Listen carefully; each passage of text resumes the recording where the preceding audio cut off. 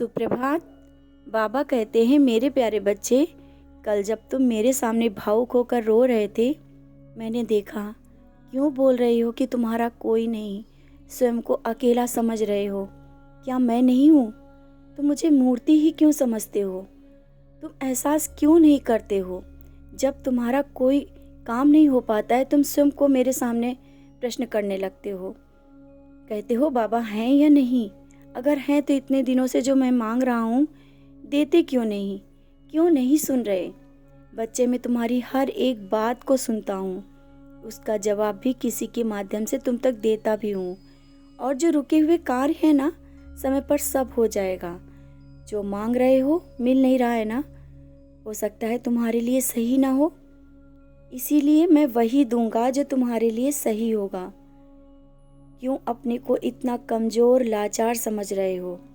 जब तुम्हारा साईं साथ है, विश्वास रखना, कभी तुम्हें किसी के सामने झुकने नहीं दूंगा।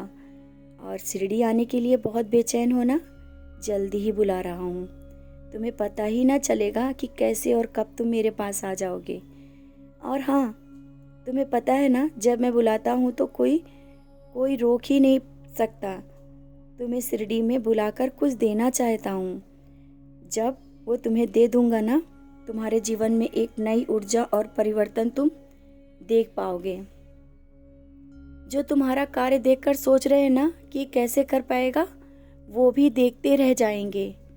हाँ, तुम बस इतना मन में याद रखते चलो कि मेरा बुरा करे कर्म उसका, मैं किसी का बुरा ना करूं, ये धर्म मेरा।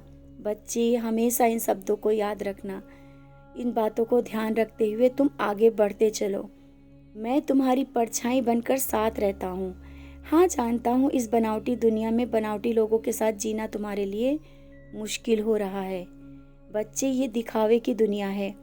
तुम्हारे सामने कुछ और पीछे कुछ। कहने दो जिसे जो करना है, उन्हें हमेशा तुम्हारे पीछे ही रहना है।